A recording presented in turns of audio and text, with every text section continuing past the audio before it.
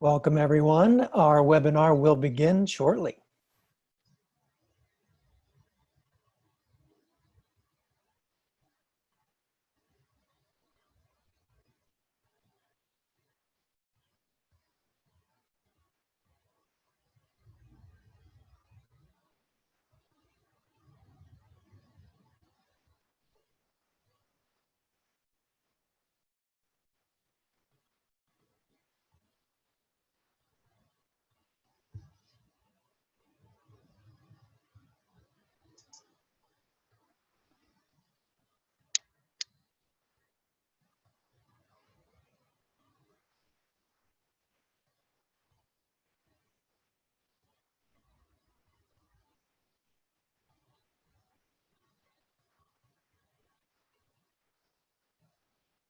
Hello, and welcome to the second webinar in our Effective Online Instruction series, Managing Your Online Presence.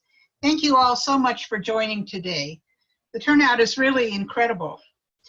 My name is Rebecca Martin, and I am the Executive Director of the National Association of System Heads.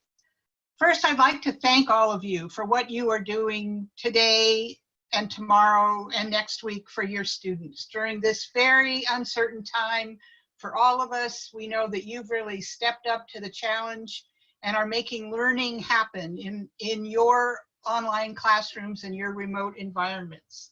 I'd also like to commend everyone across higher education for making an astonishing transition to online learning in just a matter of days. But we know that moving a course online, like being assigned to a classroom, is just the start. This webinar series emerged to support the next phase of work to ensure that faculty receive the support they need to ensure that every student has a quality online experience. Our goal is to have practical conversations with experts on how to teach well online. Let me now turn the session over to Kevin Kelly from AQ, who will serve as today's moderator. Thank you, Rebecca. We appreciate everything that NASH does and is doing right now to support faculty, including support for this webinar series. We're excited to be joined today by some amazing experts, truly leaders in the field. But before I introduce them, I'd like to review our agenda. We'll start with a brief conversation among our presenters to set some context for today's topic, organizing your online course. We'll reserve most of today's session, about 35 minutes, for discussion and a Q&A with you. Our goal is to have an interactive conversation focused on this topic with practical ideas and suggestions for your online teaching. Please pose your questions using the Q&A function, which you'll find at the bottom of your Zoom window.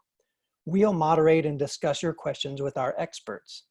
Toward the end of the hour, we'll share how we can continue the conversation at our online discussion board and share some additional resources to support your teaching. The topics for this webinar series were inspired by the free resources recently published by AQ in our online teaching toolkit.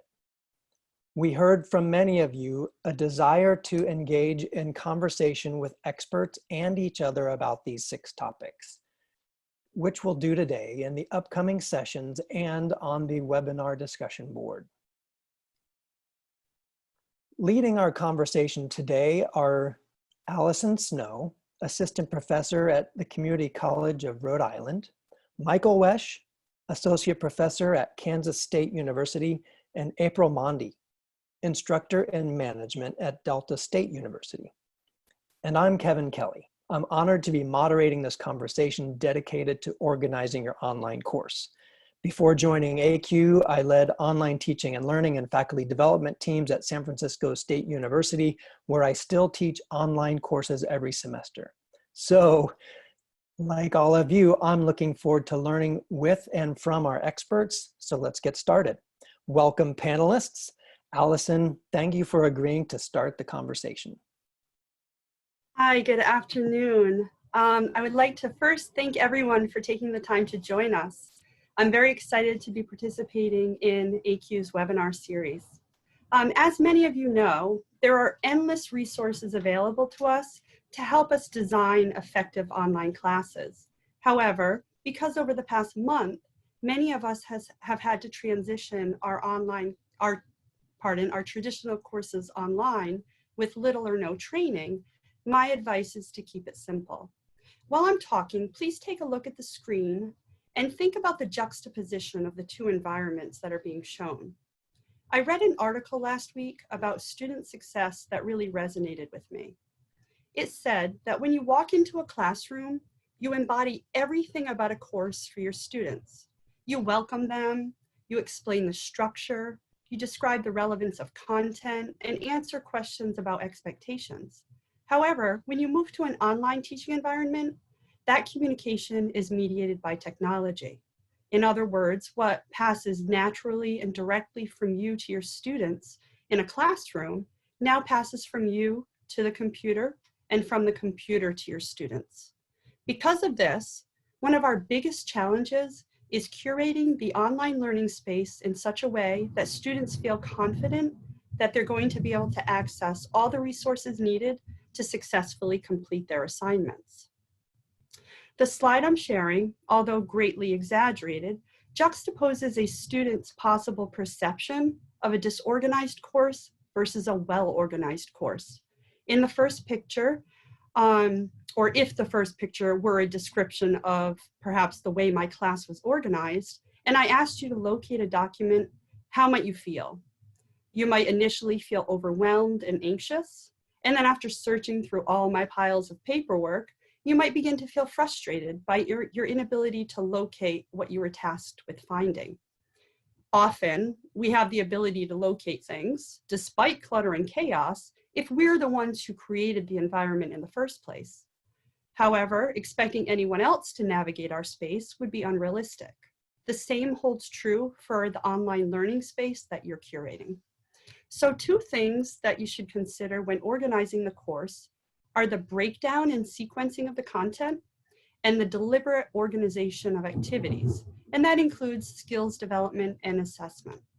Students should know what the learning objectives are, what they need to do to demonstrate to you that they've met the learning objectives, and when and where they're supposed to do it. Could you switch to the next screen, please? Modules serve as the building blocks of an online course. They can be organized by time. You could organize them daily, weekly, or bi-weekly, or you could choose to organize them by content, such as chapters in a textbook. Modules should include links to all the materials, discussions, quizzes, and assignments that are covered in a particular learning unit. One thing I've learned is to minimize clicking and scrolling. The clicks and different page links should be kept to a minimum. I teach at a college that uses Blackboard, so if you look at the left-hand side of the screen, you'll see that I have a menu to assist students in navigating the course. I organize my course using weekly modules. To access the modules, students need to click on weekly sessions. The right-hand side of the screen shows the student's view of the module's content. You'll notice I begin by outlining the learning objectives of the week, and then I follow this every week with a to-do list. And then below that are links to individual assignments and resources students will need to access to complete the assignments successfully, as well as rubrics for grading the assignments. Each one of my modules looks exactly the same. Consistency is very important. Recovery from confusion in an online environment is exponentially more challenging than in a traditional course. So by providing structure and clear, welcoming instructions and information is all very critical to eliminating any opacity for the students. Thank you, Allison. April and Mike, would you like to build on Allison's ideas? I would actually, Allison, I think your initial image was very effective. When I saw the picture of that disorganized office, I immediately started to feel anxiety and I got overwhelmed, which I think is exactly how students feel when they enter our class and they get overwhelmed because everything is disorganized and all over the place. And it's probably true that when students get frustrated with the online environment, that has an impact on their level of engagement. It has an impact on their commitment as well as their participation. If they are constantly getting frustrated with the class, they may be prone to simply disengage altogether. So it does have an impact on their success if we're unable to organize the class effectively. Yeah, I agree, and you just really have to keep everything very, very clean without any, extraneous links that really don't go anywhere where they can get confused. Ideally, you can even create a situation where they know exactly where to find whatever it is they need, and maybe there's even just that one place for it, so they don't get too confused about, if you have a chat and a discussion and a collaborate page and all these different things, it can ultimately become confusing when you announce like, hey, let's go have a chat. And like, they mean, well, did you mean a discussion or a chat? And then they're trying to find the right chat. That can be very confusing. So I like to clean up the menu as much as possible and keep everything very, very clean. So yeah, I like what you've done here. I can only concur with the other panelists. And Allison, there's one thing that I do in addition to what you do on that opening screen with the learning outcomes and the to-do list, following the lead from the Transparency and Learning and Teaching Initiative out of University of Nevada, Las Vegas. I include a rationale. Why are we going through this particular module? And often that's really helpful for first generation students and others who need to see that connection. So I have that what and the how like you have, but also the why. And I'll just add one thing. I also in the to-do list include a time estimate that I think the students might spend on that, and that helps them organize their time a little bit. It looks like you have some of that in there, so that's fantastic. Well, thanks everybody. April, these ideas lead into your topic nicely, so why don't you take it away? They do. I am going to also reinforce Allison's use of modules. I believe they're a very effective and efficient way to centralize content and keep the students all in one place. But the question still remains of, well, how do I organize that for my specific class? And the answer is that depends. Every class is structured and formatted differently, and that's the case even in our face-to-face classes. And what works in one class may not work in another. So there's not a one-size-fits-all approach, but there are some fundamental principles that can be applied across the board. When we're designing our online course, it should be done with a sense of direction. Where do I want my students to go? How do I want them to get there? And what do I want them to do along the way? It's not enough just to put all of the content in the module.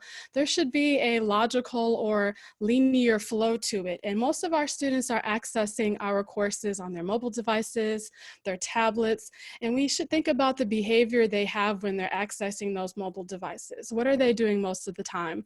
They're scrolling. If you access any social media platform, any mobile-friendly website, there is a linear design to the placement of everything, whether it's in a chronological order or it's in an order of importance. Maybe there's an algorithm where the most interesting things appear at the top. There is a logical sequencing that goes to that, and we should model that in our online courses and capitalize on that behavior students already have. So just to give a couple of examples, let's say I'm teaching a Principles of Management course, and my course is organized where I cover a chapter a week. So if we could jump to the next slide.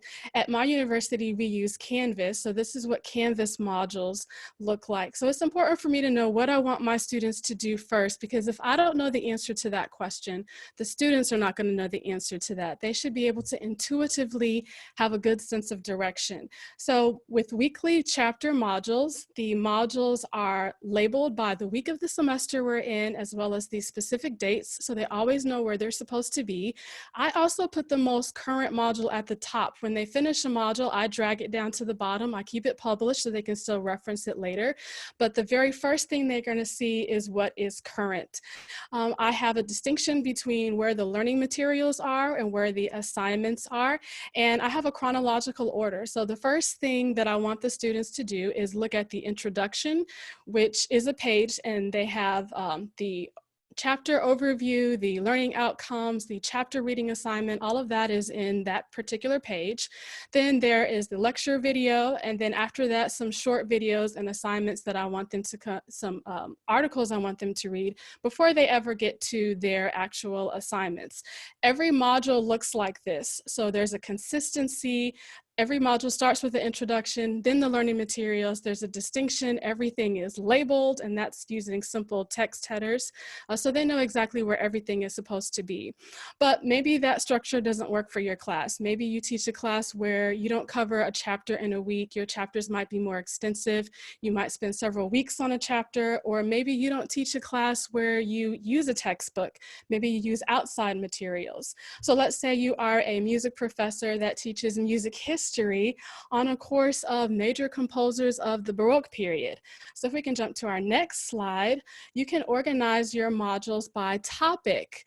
In this particular module, you have a different module for every composer. So this module is on Bach, and students will spend a couple of weeks in this module. So maybe the first week you want to focus on the biography and lifestyle of Bach. So students might have some articles to read, maybe a short documentary to watch, and then they'll complete their assignment for that. And then the next week, they'll focus on listening assignments, listening to some of his major works and possibly looking at some modern influences.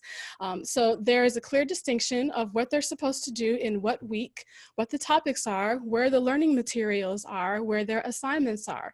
And even though this module is not weekly, there is still a weekly pattern within the module where they're completing certain assignments every week, and those assignments are due at the same time, the same day every week. So there are different ways that you can organize the module depending on how your class is structured. The key things to keep in mind is making sure there is a linear chronological flow, making sure there is consistency, there is a pattern. That helps students to stay on track when they know every week in this class I have a quiz due Thursday. Every Monday there's a discussion. That consistency helps them to stay on track. I believe labeling as much as possible cuts down on confusion. It cuts down on them trying to figure out, what they're supposed to do. It reduces the guesswork, and keeping everything in a consistent pattern. So those are just some recommendations on different ways you can organize your modules. Wonderful. Thanks, April. Allison and Mike, do you have any thoughts about what April shared? Yes, I enthusiastically agree with everything that April said. I love the organization she has in her Canvas modules. One thing that I also do is I use a backwards design. So as April moves her weeks to the end, I release my weeks backwards one by one. So as April said, students are a little bit less overwhelmed and less confused if they're seeing things in order like that. And I love the way that you separated the resources and the assignments. I think that's a really good idea to help students stay organized. And again, I would like to echo the importance of having that consistency so that students know what to expect every single week. I think that's definitely key. Yeah, and I just want to add, there's been an interesting conversation in the Q&A that got a lot of thumbs up, which means apparently a lot of people are interested in this. And it's this question of whether or not you organize it by week or by subject. And I'd love to hear more in the Q&A to hear what people are thinking about that. And my general sense is that if you want to do it by subject, that would be really great for a self-paced course. Whereas if you do it by week, the nice thing you get is you get a sort of communal thing happening where everybody's dealing with the same material at the same time, which facilitates great discussions and things like that.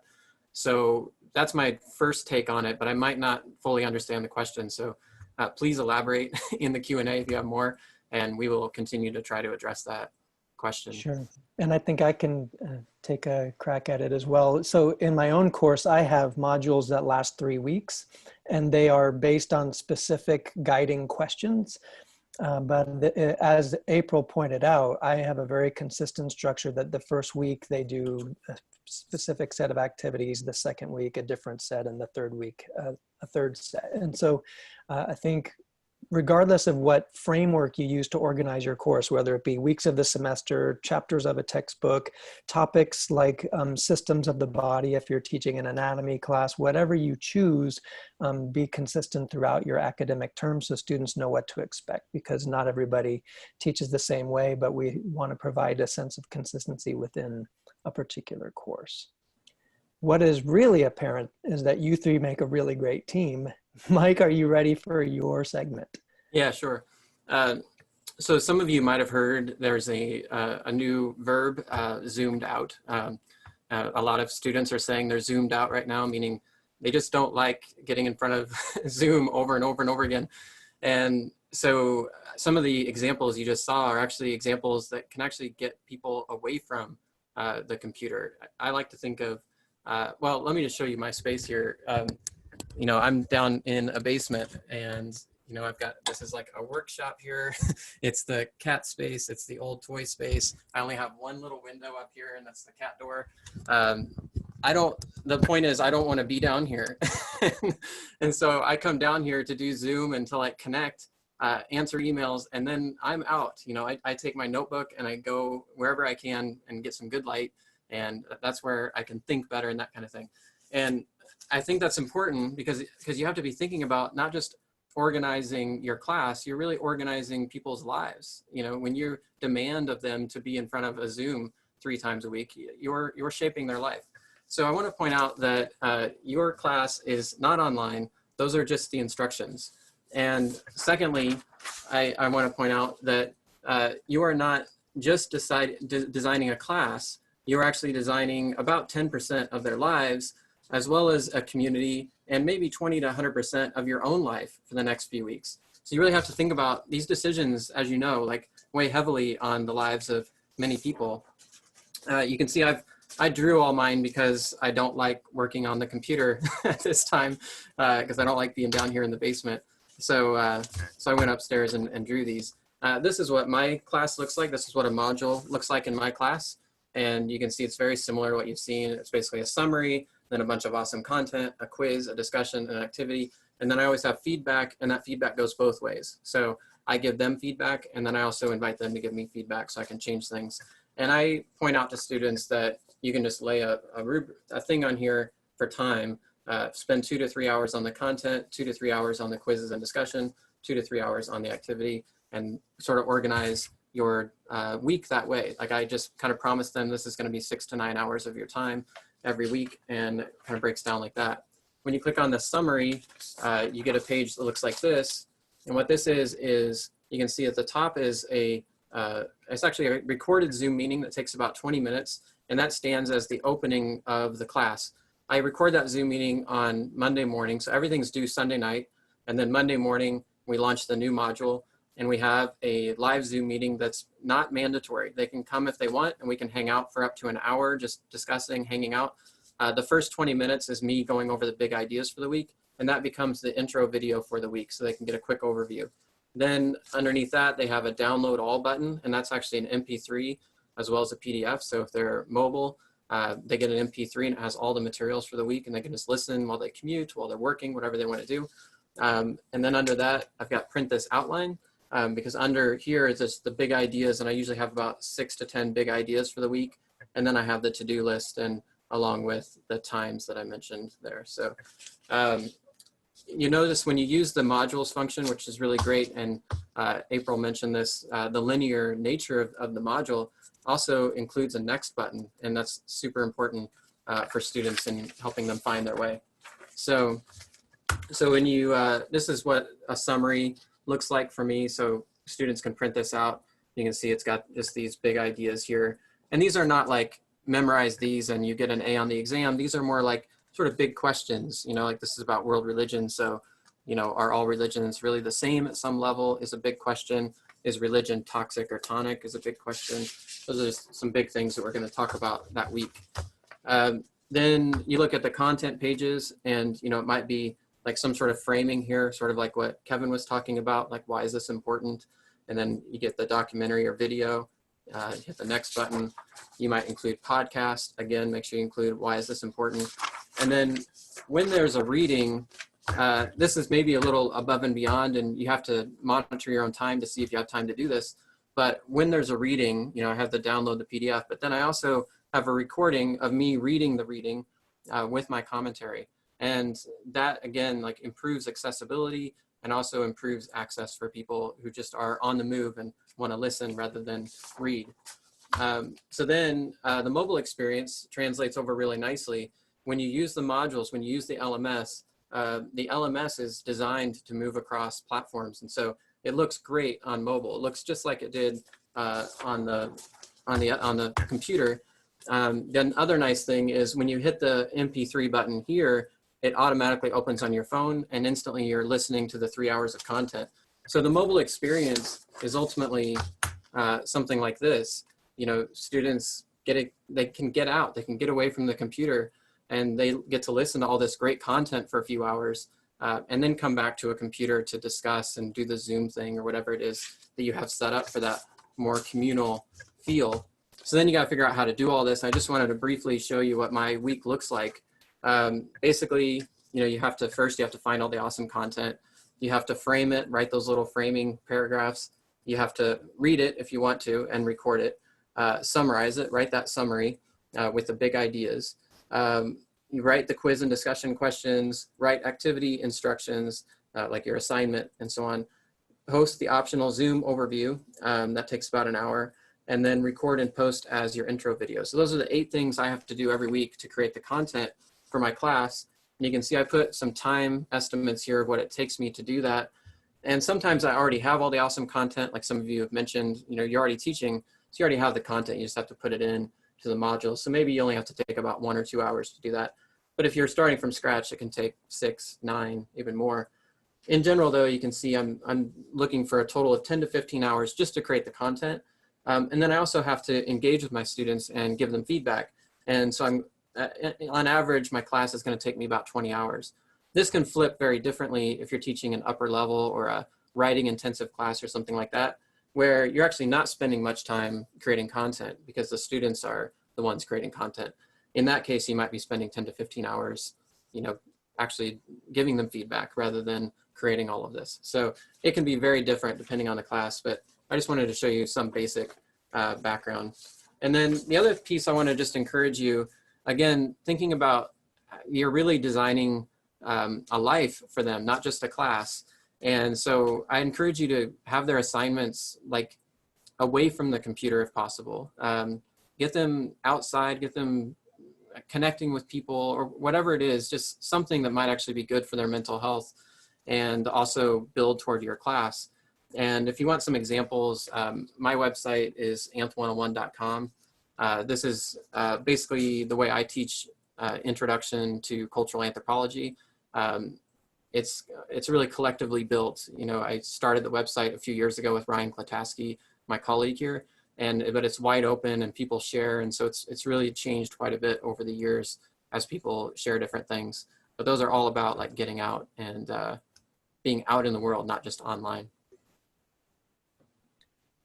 Many thanks, Mike. Some great ideas there. And I know some people were interested in seeing all of the images that you held up to the camera. Some people weren't able to see them as well. So maybe we can work on either scanning those or posting them with the resources for this particular webinar.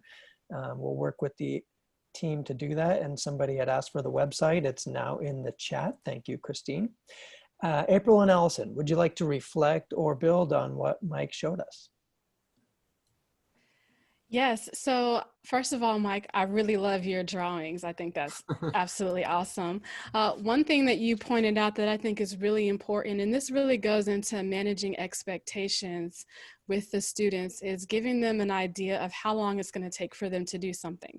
I don't know about your students, but mine tend to wait until the last minute and they underestimate how long it's going to take them to complete an assignment. But if they have a good sense that this particular reading is going to take me about an hour, this particular assignment is going to take me about 30 minutes, that really helps them with their planning and giving thorough instructions, because we're not in the classroom with them. We can't stand over them and tell them, and there is not that live interactive feedback. And And usually when students ask us a question, there's a delay when they get that response. And if they're struggling with something and we take too long to get back with them, they can get frustrated and they either won't turn the assignment in or they'll turn it in poorly done.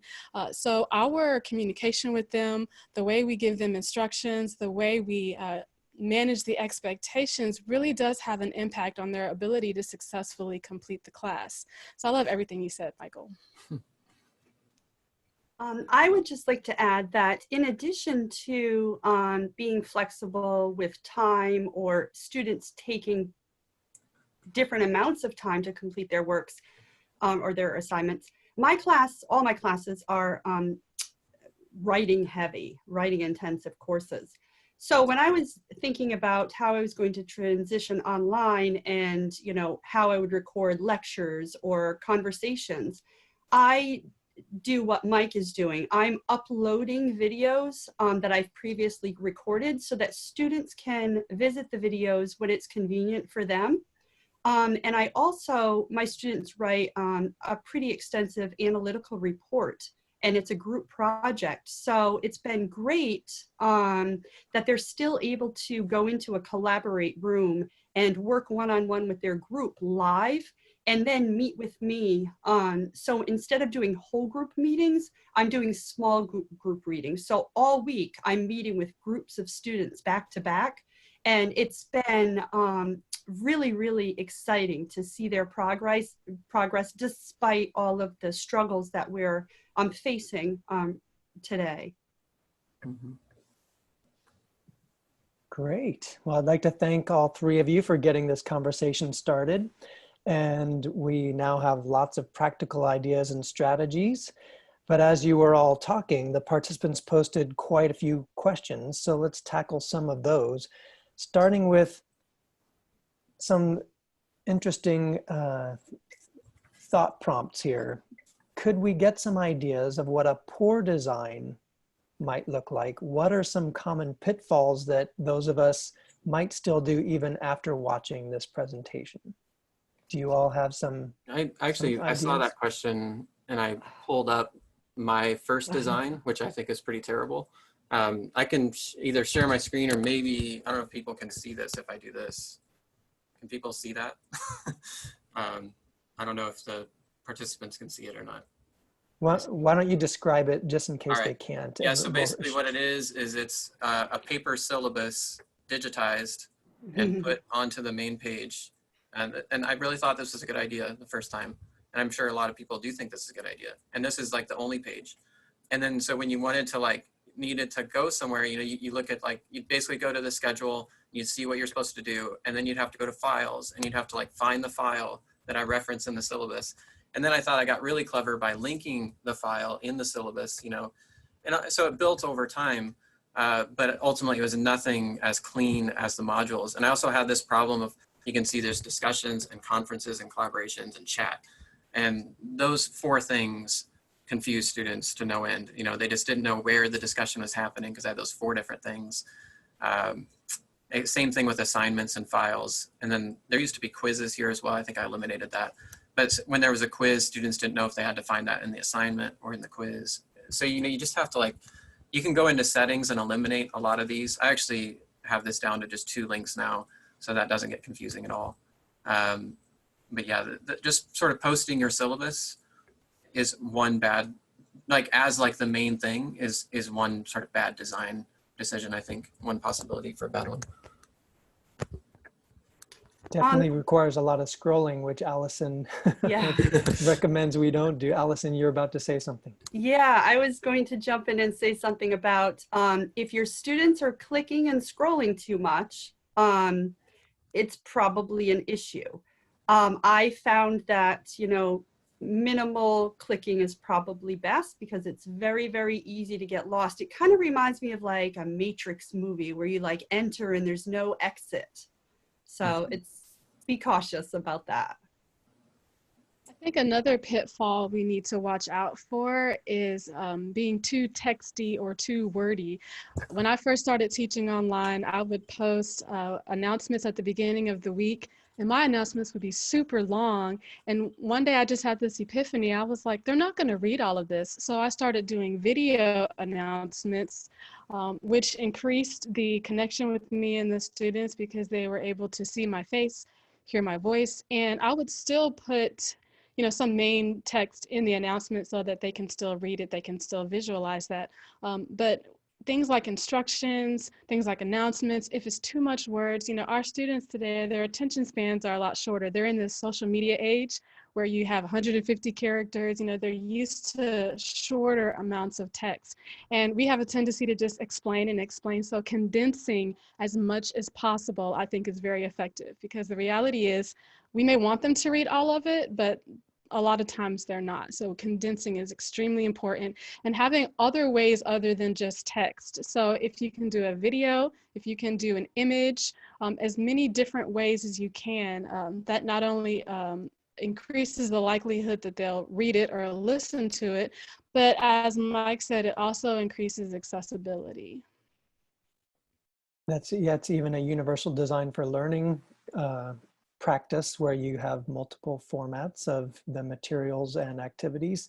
And you make some good points, April, about how students work or are used to working online.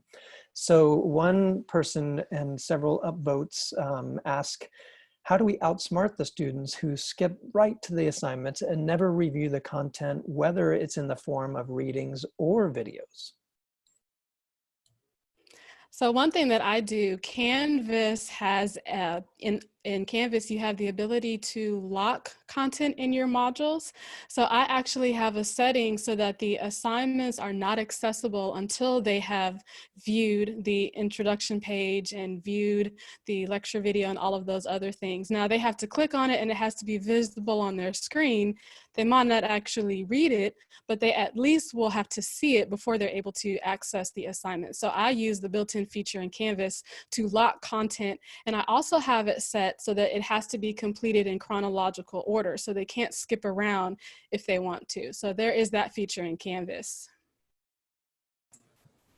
And I'll just say, I do the same thing, April, and yet I know that some students are just like, they know ways to get around this, right? There's really no way. And so from the moment I started teaching online, I knew the bar had been raised tremendously in terms of how engaging my content needed to be. And I have really, really worked hard on creating or finding awesome content. I think there's nothing really replaces that. And that answers a lot of the questions about engaging and all that kind of stuff. The best way to find awesome content isn't necessarily to find stuff that's awesome to you. It's about getting to know your students and knowing what's going to be awesome to them, and knowing that there's a wide range of students in your class, and thinking about, what could be really compelling for starting a great discussion. And you get stuff that people want to watch so that they can have an awesome discussion, and you create a culture of engagement, basically a culture of engagement, not just trying to trick them, so to speak, right?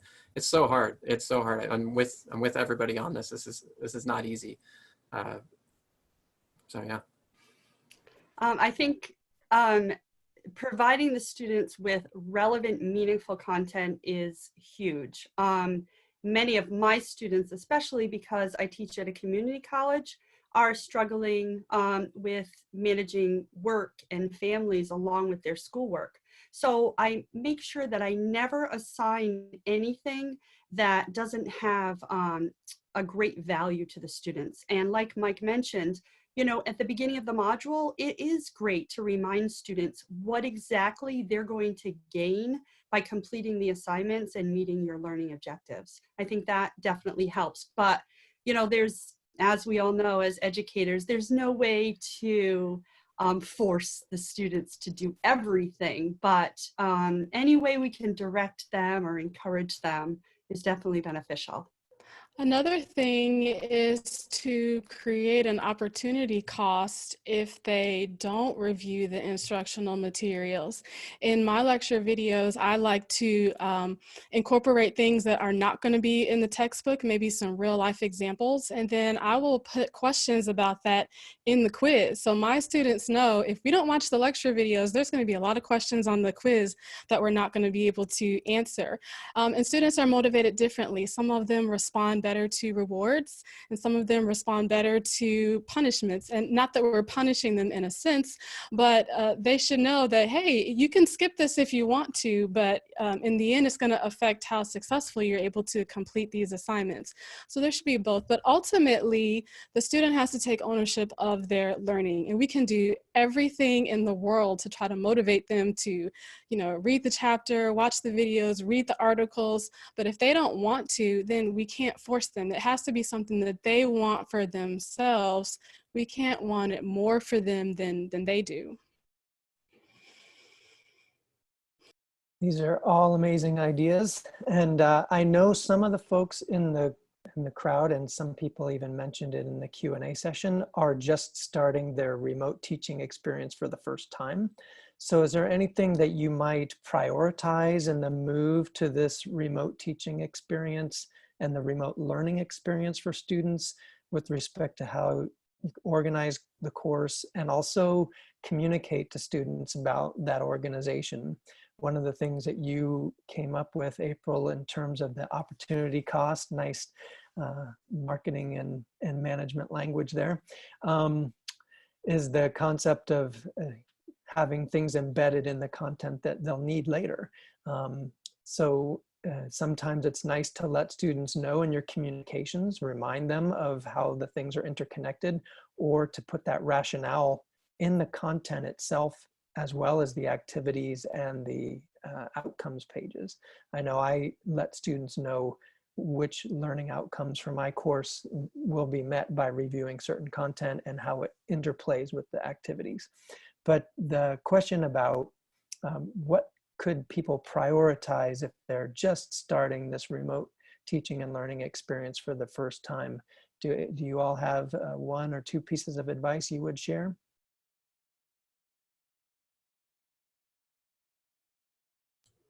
Okay, so I'll start. I would say to simplify as much as possible. When you have weeks and months to plan an online course, you can be more robust. You can incorporate a lot more bells and whistles.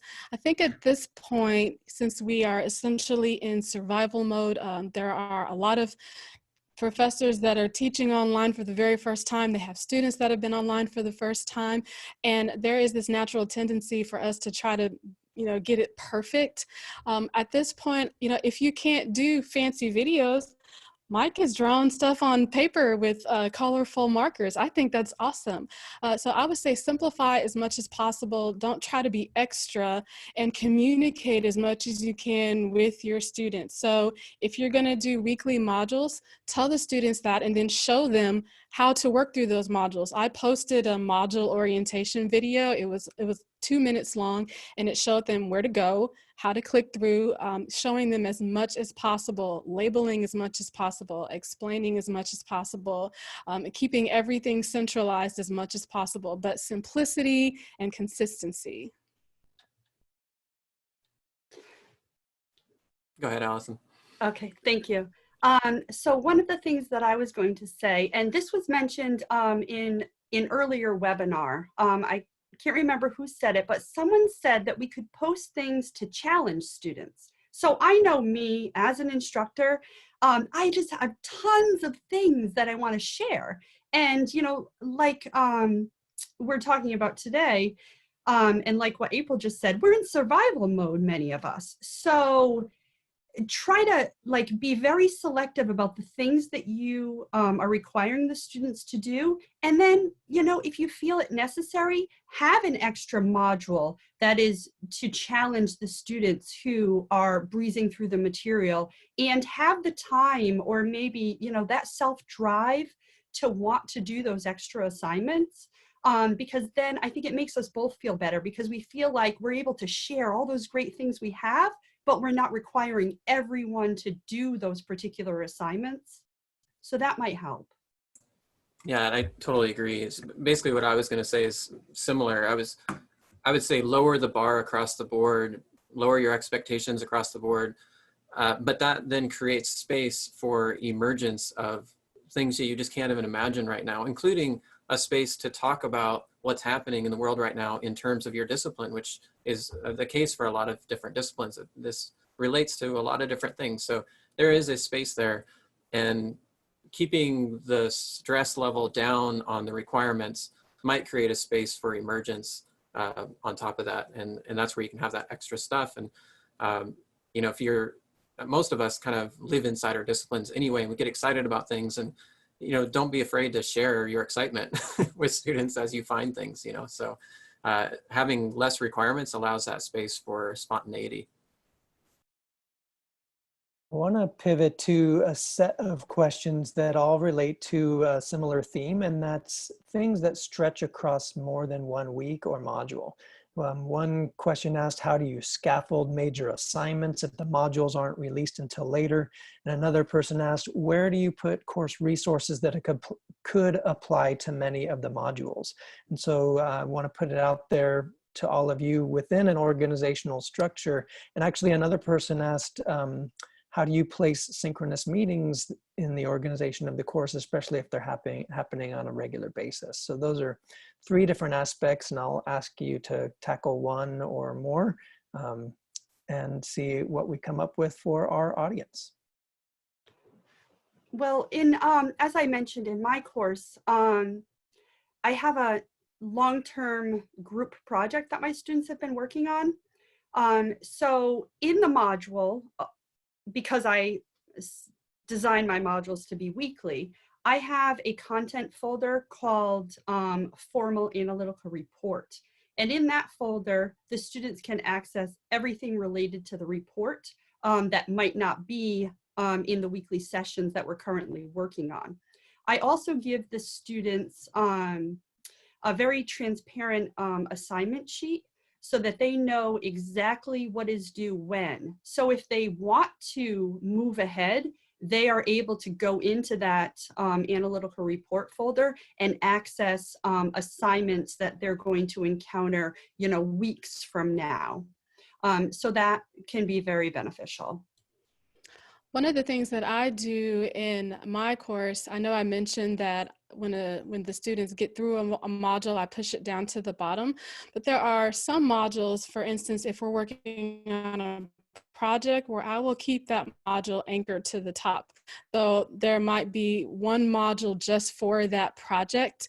There might be one module just for some resources that I want them to use. And I always leave that one at the top, but then I move my weekly modules as we progress through them. So you can create a module just for resources and leave it in one spot so the students always know where to go. Yeah, and there's also just nothing that keeps you from keeping all the modules open all the time. And students you can actually create a video about how to manage the modules so that they can do it, because they can collapse them and open them and things like that to make it look nice. You just have to show them how to do that. At least in Canvas they can. Not sure about other platforms, but I also run, you know, huge project. I do a documentary film class, and that's a 15-week project, and I just chunk it up so that every week they're doing a different challenge. I call it a challenge, but ultimately each challenge results in a new level of their film being developed, you know, and you get to, you know, challenge 12 and it's sound design, and they're, you know, adding that layer of sound to their video and things like that. So each challenge builds, and eventually they end up with a documentary at the end. So I think it's totally possible within the module framework. Yeah, like Michael, I have those 3-week modules, and they have to, in the beginning of the module, take some, review some materials and take some quizzes, but then they come up with a plan on how they're going to apply what they've, one concept from the course to their life.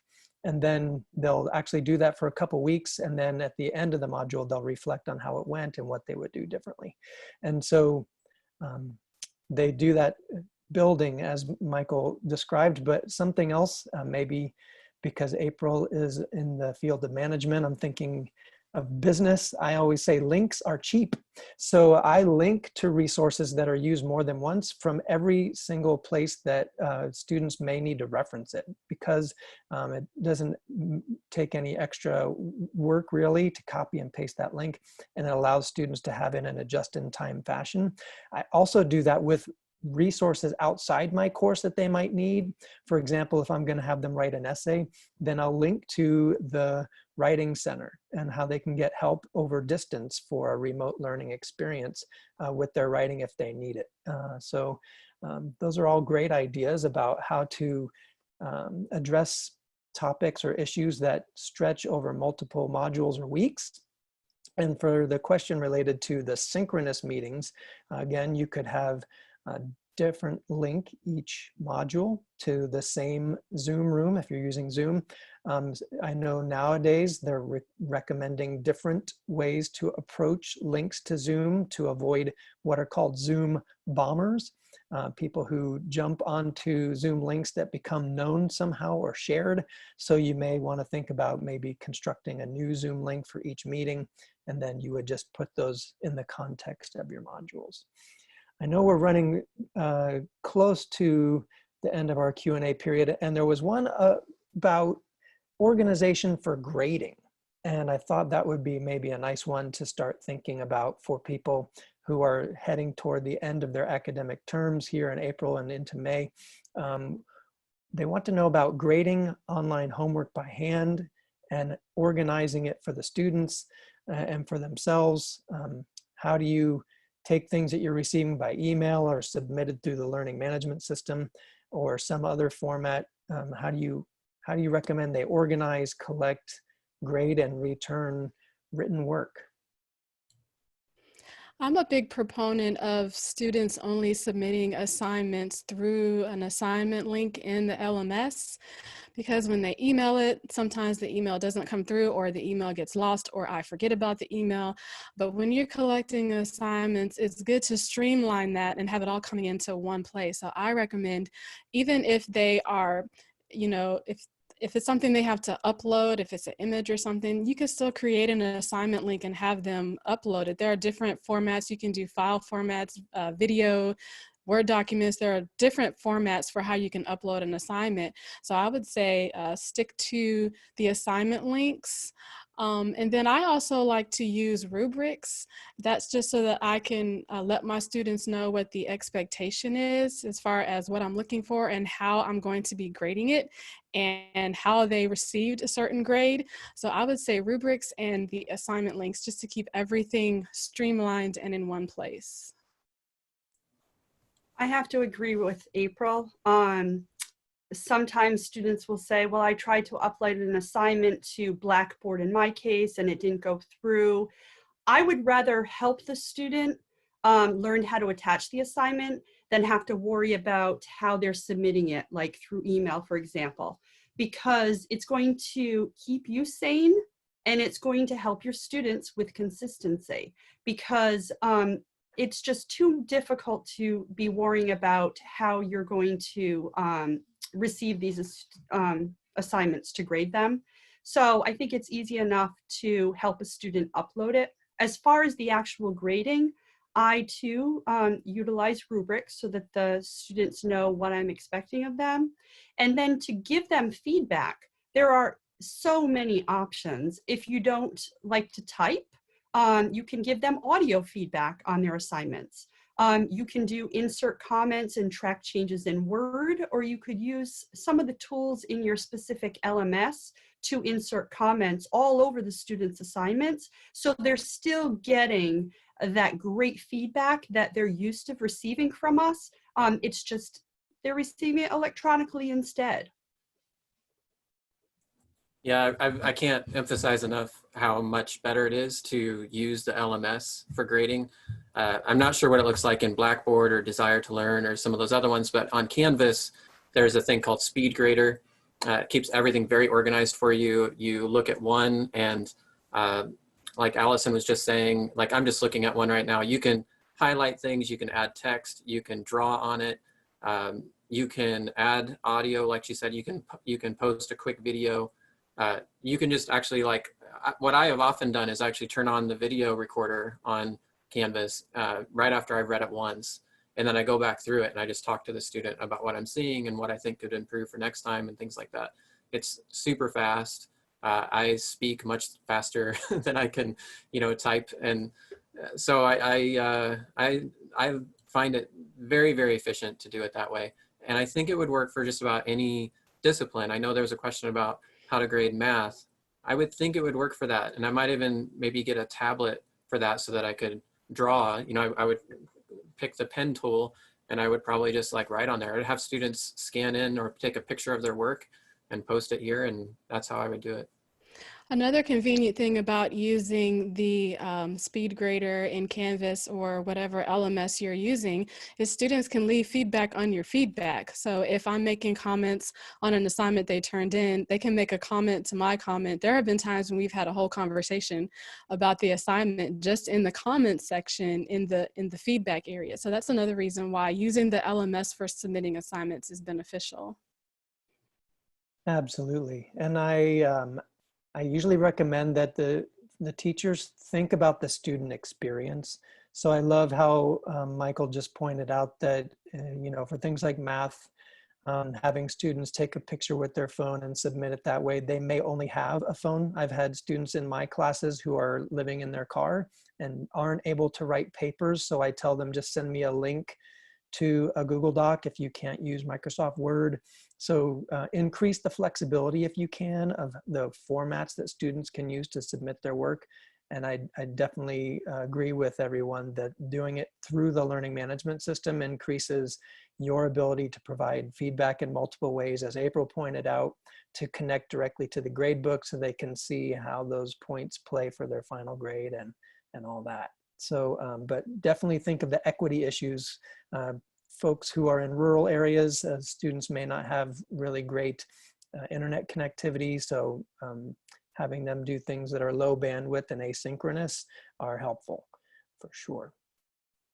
So I know that we have more questions, but we are just about out of time. And Christine has been great in the chat pointing out that we will be answering these questions and more on the webinar page. So how about this?